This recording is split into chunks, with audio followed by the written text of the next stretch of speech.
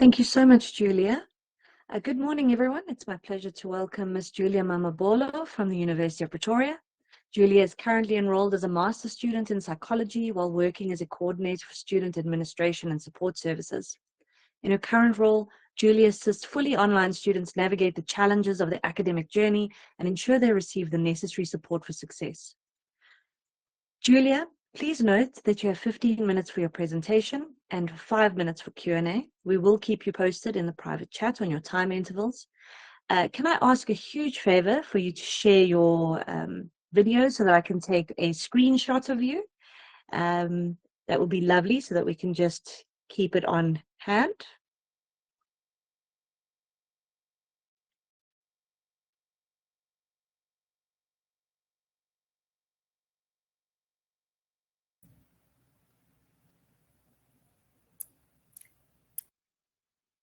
Okay, so thank you very much, Julia. The floor is now yours. Thank you so much, Bianca. Good morning, ladies and gentlemen. As Bianca has already mentioned, I'm currently a master's student under supervision of Dr. Monique Bezedenholt and Prof. Linda van Reineveld. So in this study, I will just be highlighting the challenges that fully online students struggle with, as well as showcasing what we found out about their resilience level, as well as their perception of social support as they study online. So in our best practices of online learning, we always try to keep the students as the focal point because their voices are the most important. Therefore, it is important that we find out what are they saying their problems are, and from then on, that can best inform the strategies we employ in a way to help them. So here we will just explore their challenges, the resilience level, as well as social support. And hopefully from this presentation as well, we will gain lessons and even questions on, now that we see this, what can we do? So first and first, as we have already said, these are different participants from what we're used to, maybe like traditional students.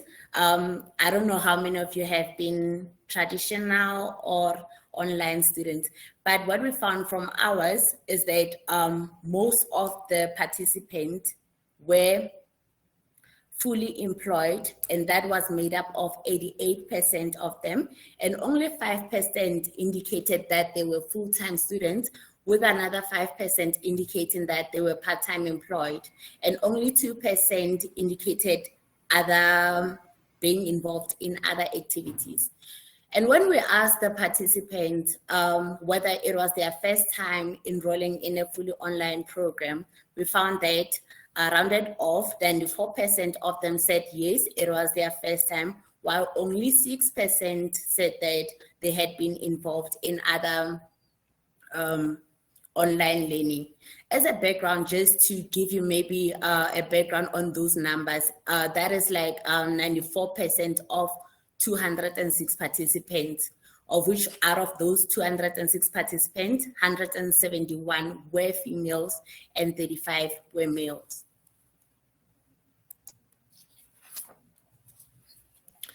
So we already know that the students have particular qualities, such as having other multiple responsibilities. And we can see that from the indication that 88% of them indicated that they were full-time employed. So therefore, it is important that we know also and understand their context on what they might be struggling with. And we learn from Houston and Crusaders as well, saying that the students have unique qualities of multiple responsibilities. And we learn also from McDonald, who says that these adult learners often cannot change their lives to accommodate fixed class timetables. Therefore, that highlights that this type of setting of online learning is very important to them, because they do not necessarily have to like sort of disturb their regular activities to go on with their studies.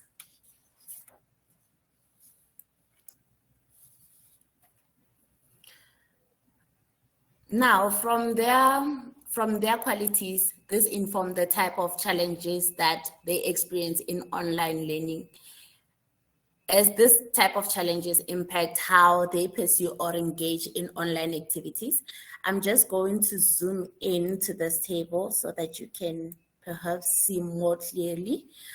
So what we did is that from literature, we just found typical challenges that are experienced by fully online students across the globe. And what we did is we asked them on a Likert scale to what extent they experience those challenges. And from here on, we can see that for the highest, it was time management was a huge challenge for most of the students. Followed by managing multiple responsibilities as well as facing the distractions. So the numbers that you see there is not necessarily the number of participants. What we did is that we used the cumulative scores that was found on the Likert scale. So if someone chose often, they got the number 5. And then from then on, for each one of those, we calculated the cumulative scores of all the participants. What was interesting though, although that our participants had indicated that most of them had said that it was their first time enrolling in a fully online program, what we found is that, interestingly enough, few of them indicated that they struggled with computer-related problems as they received low cumulative scores. In the slides, it just showcases also again the challenges on whereby the blue is indicative actually of time management. So you can see for most people, they indicated often for it, with only a few indicated never for time management.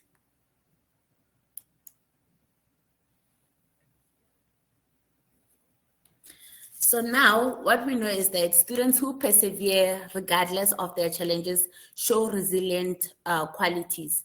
So what we did is that we used the Connor-Davidson resilience scale of 10 items. We used that to test the resilience level of our participants. And from that, we allocated the type of resilience scores based on the scores provided by the author of the scale. So for low resilience, if you had a cumulative score of between 0 and 20, you had low resilience. And then if you had between 21 and 30, you had moderate. And between 31 and 40, you had high resilience. And what we found is that only a few indicated that they had low resilience, with majority indicating that they had moderate resilience, and 42% said that they had high resilience. This further showcases the resilience scores in terms of descriptive stats, whereby we also see that for the total scale, it was 29.38. For females, it was 29.08. And for males, it was 30.86. And all of this, if you remember from the previous slide, is that they fall within the moderate resilience. And because of the differences in the sample sizes between males and females, what we did is that we used the Walsh t-test to find out if there was a significant difference between the resilience of males and females.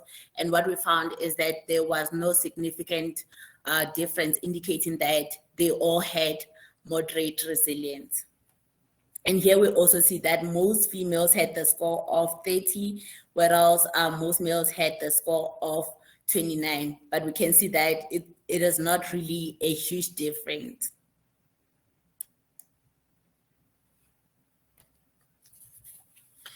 Now, what we went on to check was social support, because we know that that is also another element that is important in student success. We know that our students need support, just as like traditional students often need various types of support. Our online students also rely on different types of social support. So For that, we took from Kutrona and Sir, and we took 5 different types of support, which were mentioned as emotional, instrumental, informational, appraisal, and companionship. So what we did with that, if you look at the next slide, so what we did with that is that we asked them which types of social support did they find important to while they studied online. And what we found is that with all this type of social support, all of them scored above 50%, indicating their importance. But we also saw that most of them indicated that informational was the most important, with over 87% of them indicating it. And then next to that was appraisal and esteem support, which is usually characterized by encouragement, reassurance, praise, as well as feedback. And following that, it was emotional support, then tangible support, which just means practical assistance, and then companionship support. We further on asked, where do you get that type of support? But we did not necessarily limit them in choosing that. Please excuse the ref, please ignore it. But what we see here, if you look at this stacked column, you see that, funny enough, interestingly enough, I guess it speaks about their context as well. Most students relied on their family and friends for social support, followed by peers and classmates, then romantic partners. So we can see the importance of that. And then we further went on to look for informational support. We can see that most actually indicated that they get informational support, as it was the highest one previously they found important while studying online. So most got informational support from their peers and the classmates, and then followed by their lecturers and their tutors.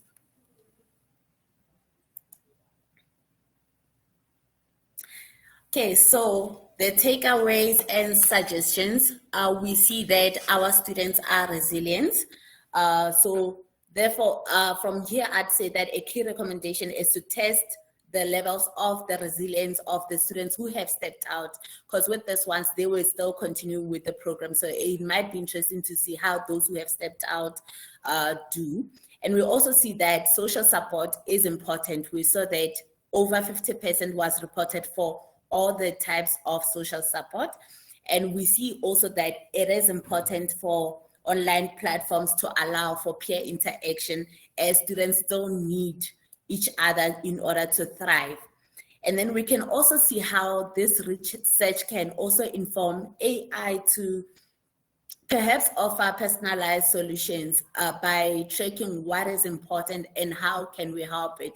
So this is just a suggestion of, like, we can figure out from this, we can learn how can we also teach AI to offer that type of personal solutions. And that is it from my side. If anyone has any questions, thank you so much for listening to me.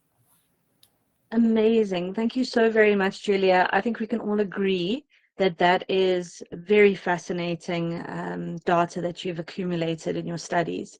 We'll now open the floor for questions. So please raise your hand or feel free to put your question into the chat for Miss Julia. Okay, Eugenie, I see your hand is up. Hi, Julia. Thanks so much for that presentation. I was wondering the options that students had to indicate the challenges on one of the graphs that you shared with us. Were those options that were provided, or did students maybe add text if one of the options didn't work for them to specify a different challenge maybe? So what I did is that we just narrowed down the questions that appeared in literature. But what we had that was not included here, we also offered the option of other. So that data is also available and is still being coded to the extent that as accurately as possible, to maybe see if there are other themes that are coming up. Okay, thanks so much.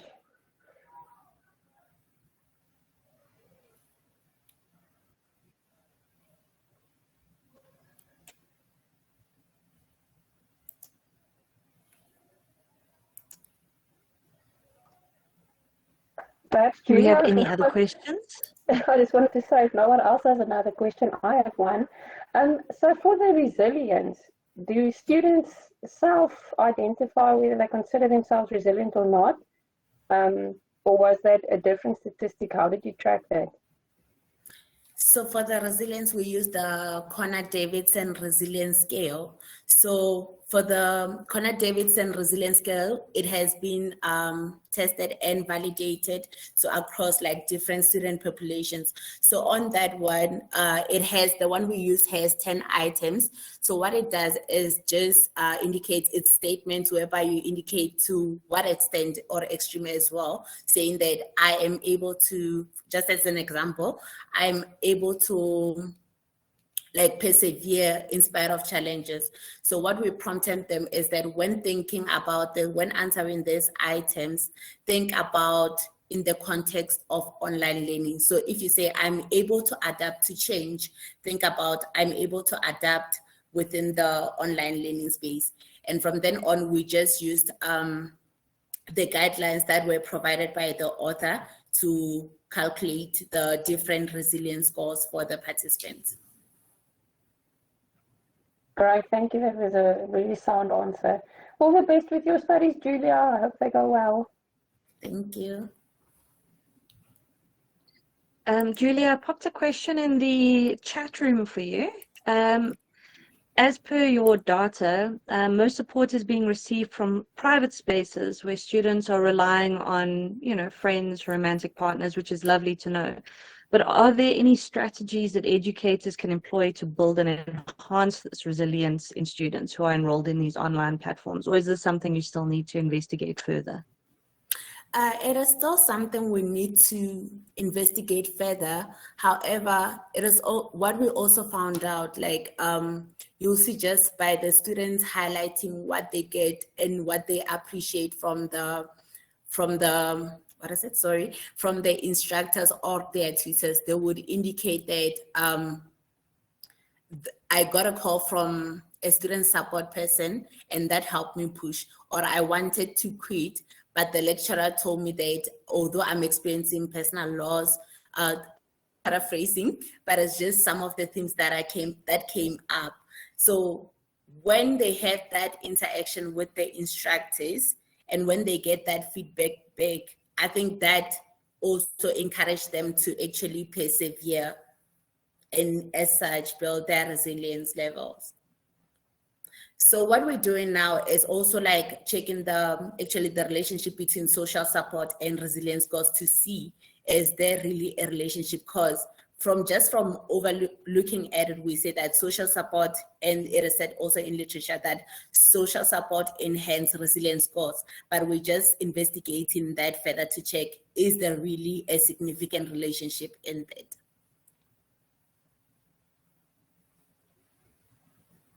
Wonderful. Thank you so very much, Julia. Do we have any further questions for Miss Julia?